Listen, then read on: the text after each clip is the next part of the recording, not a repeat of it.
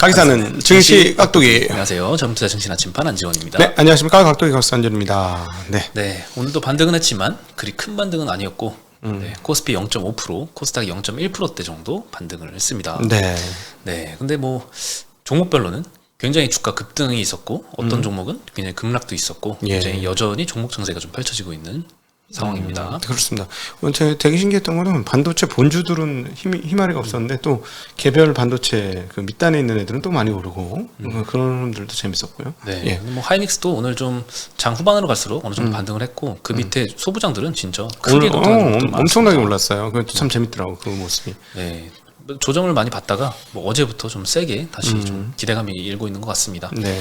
오늘 업종별로는 1등이 철강금속이었습니다. TCC 스틸 이쪽은 17%대 급등했고요. 휴스틸 14%, 세아베스틸 지주 10%, 포스코홀딩스도 오늘 6% 가까이 상승을 했습니다. 네. 섬유유복 섹터도 미국 소비 회복이 좀 기대가 돼서 그런지 한세실업 3.5% 정도 반등했고요. 그간에 중국 소비주들 다 같이 많이 빠졌는데 오늘은 FNF도 3%대 반등을 했습니다. 예.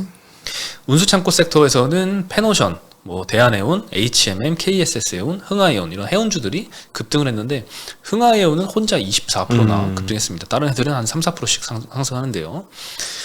이것도 약간 고자산 자산 가치 고평가 자산 가치 대비 저평가 기업 아니겠어요? 이런 오래된 회사들은. 그러니까 좀 이상해. 요즘 이런 게 많아. 신기할 정도로.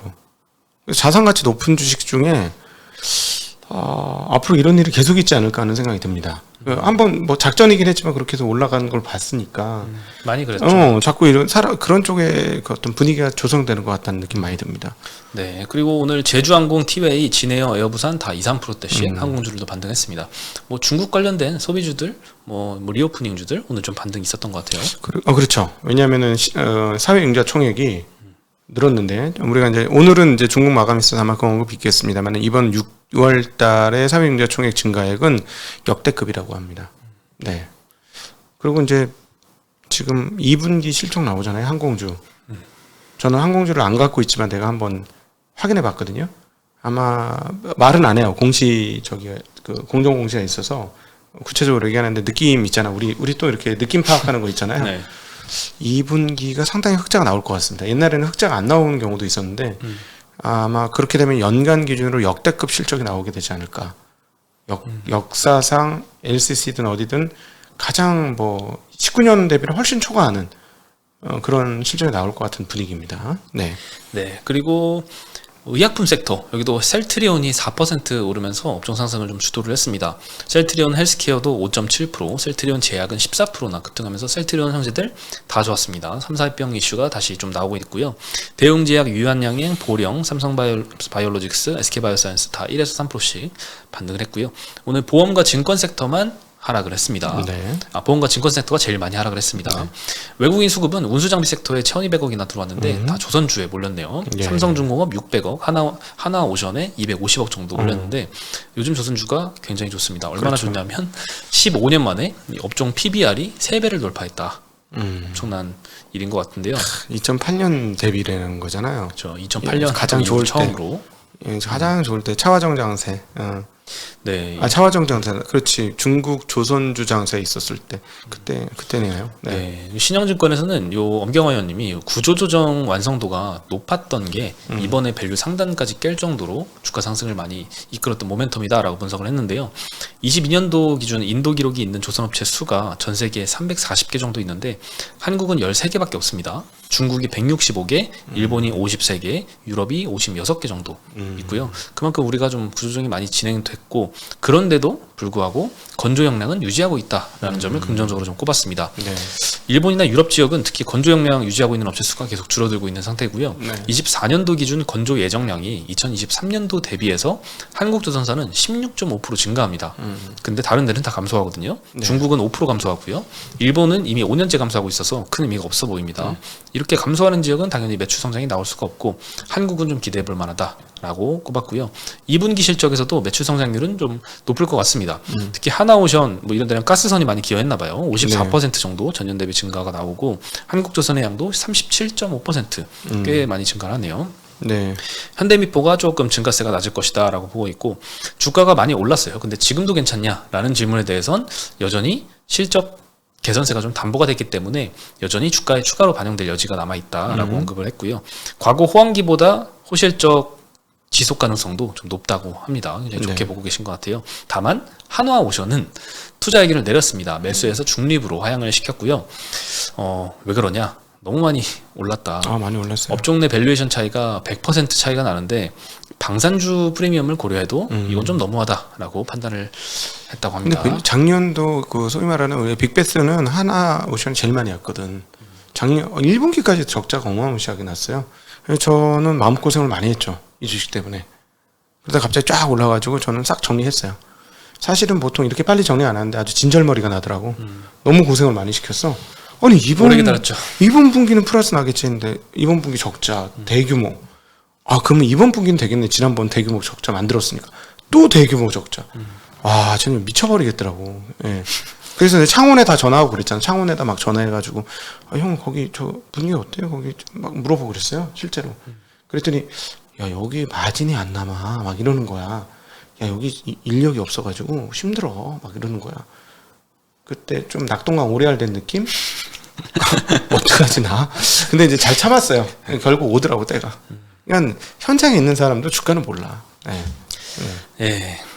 그래서 오늘 삼성중공업이 8%나 급등했고요. 다른 조선주는 한 2, 3% 정도 상승을 했습니다. 네. 기자재 중에는 한국카본 그리고 세진중공업이 7%대 상승했고요. 동성화인텍 5.6%, HSD엔진 3%. 오늘 조선과 기자재가 전부 다 좋았습니다. 네. 그다음에 엔터주에서는 좀 희비가 많이 갈렸습니다. YG엔터가 6%나 하락을 했는데 SM은 5% 상승했습니다. 네, YG엔터는 특히나 이제 블랙핑크의 멤버 리사가 재계약이 불투명해졌다라는 보도가 영향을 좀 많이 미쳤고요. 네. 일부 언론에서 리사의 스케줄을 조율하던 중국 에이전시가 YG로부터 재계약이 불투명해서 8월 이후 스케줄 협의가 어렵다라는 답변을 받았다라는 사실을 좀 보도를 했습니다. 네. YG에서는 여기에 대해 해명을 했고요. 리사의 스케줄 개인적인 스케줄 때문이다, 개인 일정 때문이다라고 계약 여부는 좀 상관없다라고 해명은 했지만 주가는 조금 우려를 반영한 것 같습니다. 8월달에 전속 계약 만료를 앞두고 있는데 블랙핑크가 여전히 다른 회사들은 조금 포트폴리오가 다양한데 SM 같은 데는 여기는 좀 블랙핑크에 좀 편중이 돼 있어서 그만큼 이 8월달 만료되는 블랙핑크의 재계약 여부에 주가가 좀 흔들리는 것 같습니다. 네. 그리고 SM 같은 경우에는 오늘 상승을 하고 있는데 대비 모멘텀이 계속 남아 있어요. 어제도 엄청 올랐는데 어젠가 그제 엄청 올랐잖아요. 어제는 그제인가요? 어제는 그제, 특히나 예, 이 하이브가 좀 많이 한 6%대 떨어지는 그런 상황에서 다른 엔터주를 다 하락하는데 혼자 좀 올랐었죠. 네. 그제인가 보다. 그제. 네. 네, 네. 엑소 뭐 리스크 해지 때문에 이번에는 이제 에스파 8월 달에 이제 미국 데뷔 앨범을 준비한다고 하고요. 보이그룹도 8월 말에 데뷔 예정인데 미국 활동 시기를 앞당기기 위해서 협의 중이라고 합니다. 연말에 데뷔할 신인 걸그룹도 또 대기하고 있고요. 계속 쏟아내고 있네요. 네, 그리고 포스코 그룹 같은 경우에는 2차 전지 소재 매출 목표를 작년 대비 50%나 증액을 했습니다. 예. 네, 어제 2차 전지 소재 사업 밸류데이라는 걸 열었는데 2030년까지 2차 전지 소재 매출 목표를 62조 원으로 설정을 했습니다. 작년 밸류데이 때는 제시했던 목표가 41조였는데 네. 한 21조나 늘었어요. 한 50%나 늘었습니다. 이저 소재업체들 아주 장난 아닙니다, 진짜. 네. 깜짝깜짝 놀랄 매출 증가가 있습니다. 1년 만에 이렇게 상황이 변할 수가 있네요. 예. 네, 증액된 목표는 리튬, 고순도 니켈, 그다음에 리사이클 사업, 양극재 각각의 목표 증액분을 좀 반영을 시킨 것 같고요. 이를 위해서 당연히 투자를 많이 해야겠죠. 이 3년 동안 포스코그룹 전체 투자 지출의 46%를 2차 전지에 투입을 한다고 합니다. 그리고 요거는 26년부터 본격적으로 이익으로 반영이 될 것 같다라고 하네요. 네. 네, 오늘 2차 전지가 그간 많이 올라서 오늘은 좀 조정을 받은 하루였는데 포스코홀딩스는 5.8%나 상승을 했습니다.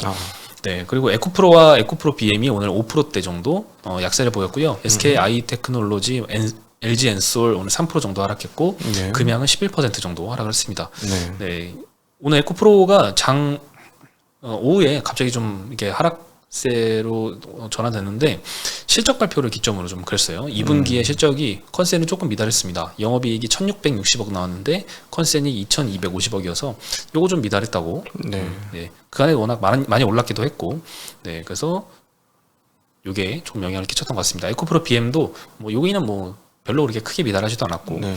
근데 뭐 지금 이차전지가 당장의 분기 실적 가지고 움직이는 회사는 아니기 때문에 뭐 이번에는 좀 많이 오른 데 대한 리스크를 좀 작용을 했던 것 같습니다. 그래도 확실히 매출 증가율이 굉장히 빠르네요. 왜냐면은 이 회사들은 이제 계속 분기별로도 이익이 증가하는 거잖아요. 네. 그러니까 지금 대략 보니까 러프하게 지금 계산을 해보니까 50배가 안 되네. 영업이익 대비 주가가. 그렇게 되면은 그러면은 이익이 증가하니까 계속 그 배수가 계속 떨어지는 확실히 빠릅니다. 아 진짜 빠르네요. 예, 이익 증가 속도가 굉장히 빠르다는 거 다시 한번 느끼게 되네요. 네. 네. 마지막으로 셀트리온이 3, 4병을 다시 추진을 한다고 합니다. 네. 2년 전에는 셀트리온의 모회사 셀트리온 홀딩스 그리고 셀트리온 헬스케어의 모회사 셀트리온 헬스케어 홀딩스 그 간에 합병이 있었거든요. 그래서 지금은 셀트리온과 셀트리온 헬스케어의 대주주가 똑같아요. 네, 그 모회사 합병은 끝났고 이제는 그 밑에 자회사들 사업회사들 간의 3, 4합병이 논의를 시작을 했다고 합니다. 미래에셋을 주관사로 선정을 했고요. 어쩌면 연내 합병도 가능한다라고 하네요. 그러면 이제 뭐가 바뀌냐? 이 셀트리온 헬스케어가 셀트리온의 유통 판매를 맡는 거에 대해서 좀 일감 몰아주기 논란이 아니냐 이런 게 있었는데 이것도 합병되면 없어질 이슈겠죠.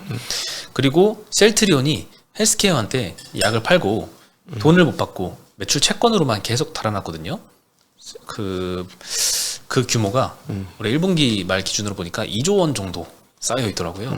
1년 매출액이 2조 2천억이니까 거의 1년 매출액을 전부 다 못 받은 거죠. 네. 네, 매출 채권으로 달아놓고 있는데 요거는 당연히 안준 애가 셀트리온 헬스케어겠죠. 셀트리온 네. 헬스케어는 매입 채무로 2조 원이 달려 있습니다. 네, 그래서 이것도 참 문제가 많아요. 셀트리온 헬스케어는 그거를 다 온전히 팔지 못하고 재고로 많이 쌓아두고 있고 그래서 이런 문제들에 대해서도 참 회계사들의 비판이 좀 많았습니다. 뭐 그렇죠. 분식회계냐가 아니냐 이런 논란까지도 있었는데 이것도 3, 4합병을 이슈로 계기로 해서 여기 해소가 될 예정입니다. 야, 저거 그러면은 저거 매입 예를 들어 셀트리온에서 전부 사서 헬스케어가 셀트리온에서부터 사서 2조라면 그 합치면 그냥 없어지는 거잖아. 그 매출은. 네, 합병이 되면은 내부 거래액은 제거되기 때문에 그러니까. 네. 그럼 2조가 날아가는 거야.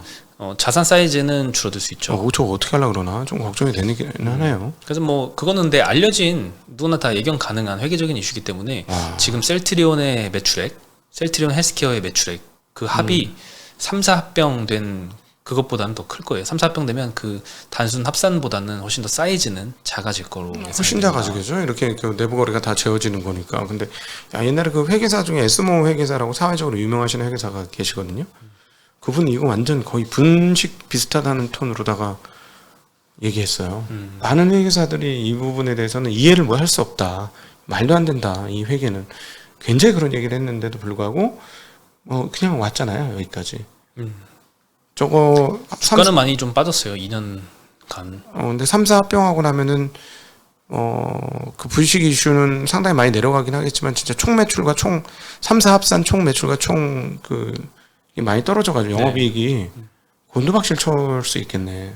그거를 근데 이게 그 주가가 오를 이슈가 아니야. 내가 보기에는 3, 4병이 그렇다면 회계사들의 말에 의하면. 근데 그 매출과 영업이익이 전체 사이즈 줄어드는 거는 뭐 팩트고 그거는 피할 수 없는데 사람들이 다 알고 있잖아요. 그렇게 될 거라는 걸. 그리고 그게 해소가 언젠가는 무조건 해야 되는 이슈다 보니까 그걸 빨리 하고 털어내고 가야죠.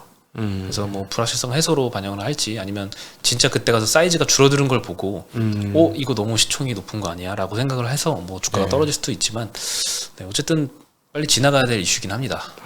하여튼 뭐 일반 주주들의 피해가 없이 끝날 수 있으면 좋겠습니다.